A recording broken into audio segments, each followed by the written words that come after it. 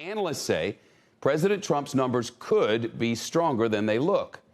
Steve Kornacki here with the polls. What other numbers are you looking at, Steve? Yeah, Shep, something interesting here. Two numbers that normally line up, we're used to seeing line up in presidential elections, that aren't lining up this year. Let me tell you this.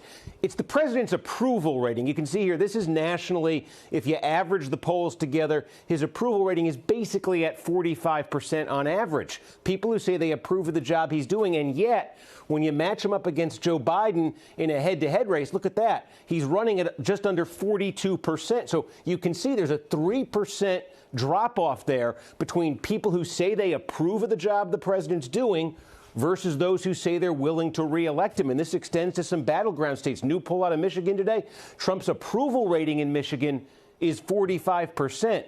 In the head-to-head against Biden, he's only running at 40%, a 5% difference there. In Wisconsin, his approval rating, new poll today, 44%. He's only running at 41% in the state against Biden, a 3-point difference there. There's a lot of different theories for what might be going on here, but from the Trump campaign standpoint, this is one of the reasons they think they still have a shot. They think there's a small group of voters out there who do like the job the president's doing and who will ultimately come home to them. It wouldn't be enough to put him in the lead in these states, but it would make things a little bit closer. And then there's consideration of whether the polls are even right, you know? And that was 2016, obviously. Let's look at it this way. These are a bunch of battleground states. These are the poll averages in those battleground states. What happens if the polls miss in 2020 like they missed in 2016 in these same states? We're just going to apply what the polling miss was in 2016. Now the red starts to pop up. Now Trump gets Ohio, gets Iowa, gets North Carolina. Look how close Wisconsin, Pennsylvania, Michigan become. That's where the biggest misses were in the polling in 2016, the Midwest. So keep that in mind. If the polls were off like they were 4 years ago, that tightens things considerably. People always too. say that, but when you say it, you mean state to state in the battlegrounds where it switched. But the national poll, the national number, was pretty damn close.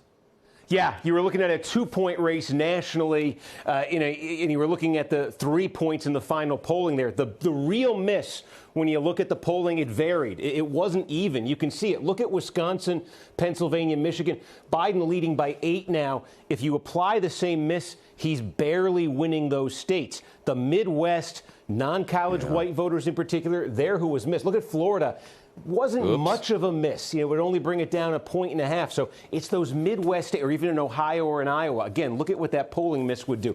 That's where the polls were really off in 2016. And I think that's where the uncertainty is right now with the state-by-state polling. No matter who you want to win, you got to vote. Steve, thanks. Shepard Smith here. Thanks for watching CNBC on YouTube.